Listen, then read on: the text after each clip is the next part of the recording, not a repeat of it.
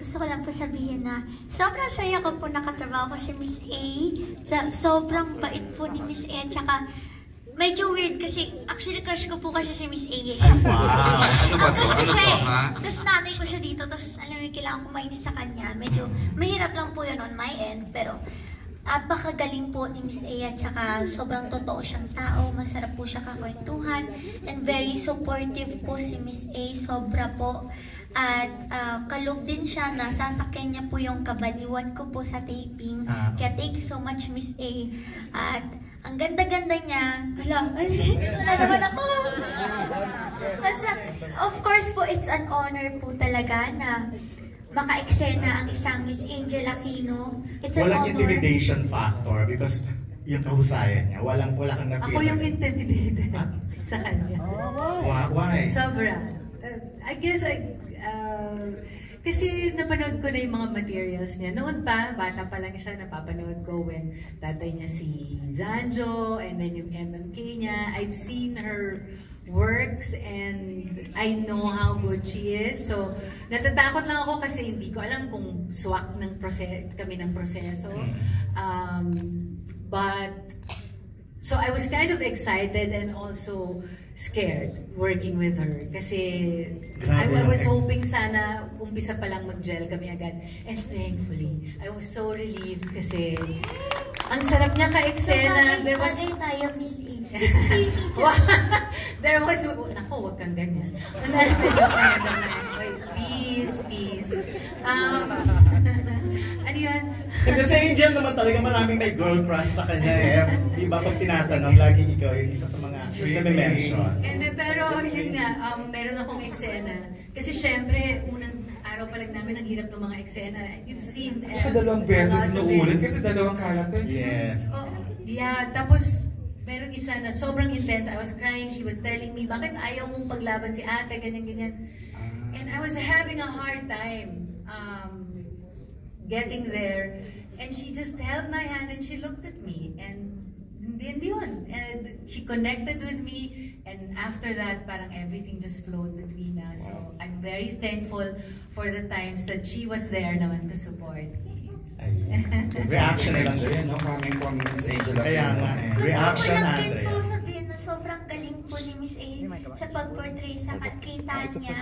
At alam ko, sobrang layo talaga physically ni Tanya kay Miss A. Pero grabe, sobrang patient ni Miss A sa mga tattoo niya, ganyan. Tapos sobrang galing niya to the point na minsan natitrigger na po ako sa ibang eksena namin. Kasi parang, hala, parang talagang, kuha niya yung mga mommies na ganyan po. So parang, minsan natatakot ako, nadadala na ako, parang minsan masyado ng totoo.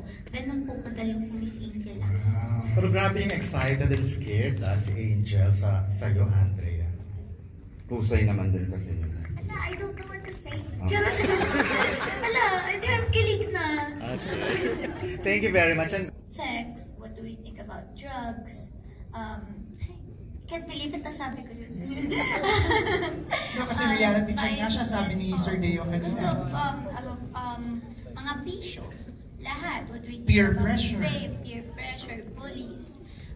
Ano ang background namin sa families din namin. Ano sa tingin namin makakatulong. Ano sa tingin namin dapat mas pinag-uusapan. Anong tingin namin sa LGBTQIA+. Anong tingin namin sa generation namin ngayon? Gusto ba namin ng Gen Z? Ayaw ba namin ng Gen Z? Anong tingin namin sa social media? Ano yung mga tinatago namin sa mga pamilya namin? Yung mga ganong klaseng bagay. Nakakatalino yung process. So no filter pala yun? No filter at all! Yung usapan na yun. Oo, no? Yung para mabuo nyo to. Yes po. Wow. Alvin? Dagang kinakabahan kaming lahat, lalo na sa aming Gen Z kasi gusto talaga namin manood dito yung mga Gen Z, diba?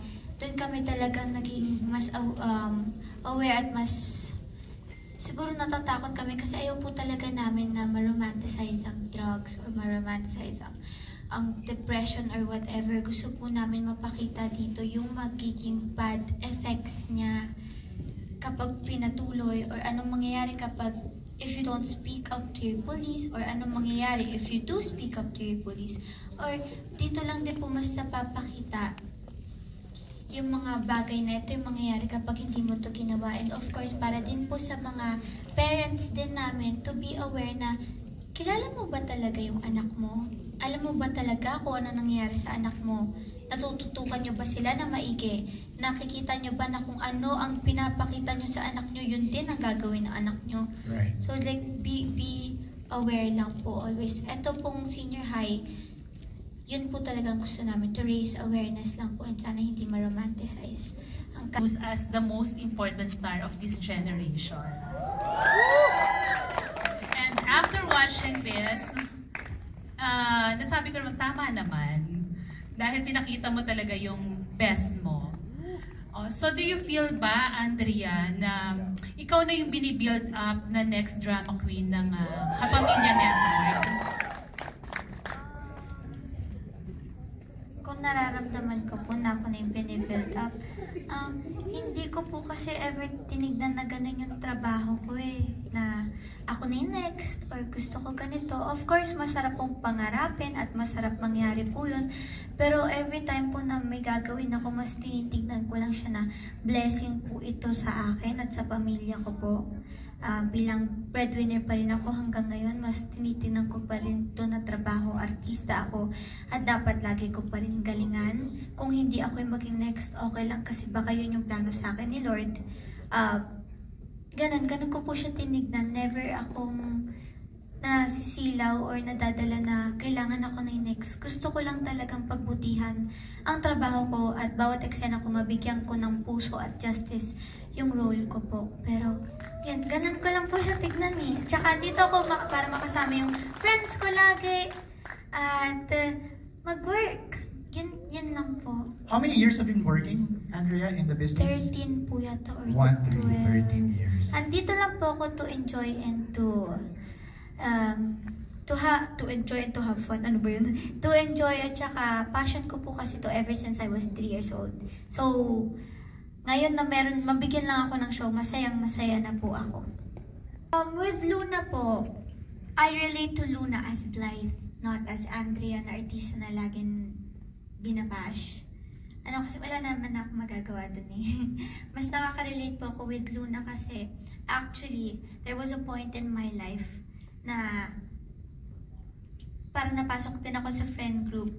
Tapos, akala ko friends ko sila hanggang sa nare-realize ko na, oh my God, unti-unti na akong ginagawang alila or yaya nila. Tapos hanggang sa yung friends ko parang, nabubuli na pala ako. And yung mga friends ko na to, galing din po sila sa prestigious schools.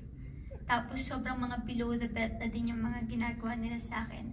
Tapos dun po ako nakaka-relate with Luna.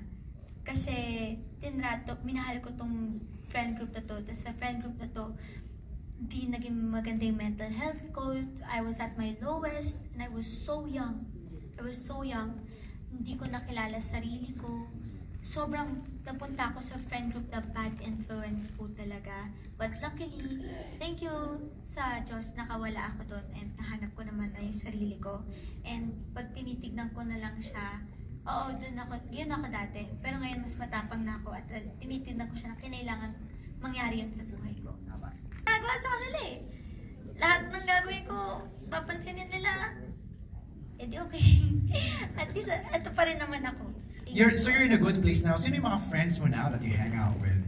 Yung ABCD girls, kung napanood niyo po yung vlog ko with Danica Crizabella, ang true friend ko na si Cyril Ann Manabat. Of course, as in talaga, love ko to. And my best friend also si Kyle po. Uy, waray! Ba't hinatak? Sai, ba't may hinatak naman yung Di pa ganon. At ito ngayon, senior high, lahat po sila friend ko po talaga. It's a safe space for Yes you. po, safe space po to sa akin. Sakit to na. So Andrea, kanino ka tumatakbo kapag yung sabi mo nga nasa lowest point ka ng buhay mo? Kanino ka nagsasabi ng mga problema? Sa friends ba? Or sa family? My sister. Kaya nakakahugot din po ako dito sa twins na to. Sister ko po talaga siya, yung best friend ko, siya yung soulmate ko, yung ate ko. After her, sa Diyos, Sa Diyos po. Medyo naging on-off yung relationship ko with Him kasi madalas kapag sobrang lalim na, sobrang bigat na, mapapatanong ako bakit ganyan.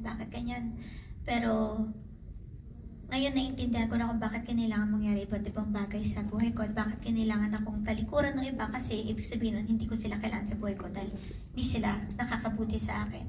So ngayon, si Lord po talaga. Ngayon, na-build ko na talaga na magaling siya. Siya alam niya lahat. Alam niya kung ano yung kakabuti para sa akin. At tiwala na lang kay Lord. Iyak lang ako. Lord, ba't naman? Playtime ko naman, Lord. Ganyan. Pero, love ko siya. Si Lord po una. Iniiyak ko. Iiyak ko lahat sa kanya. Tas, okay, ito gusto mo. Alright, thank you, Janice. Pwede bang bonus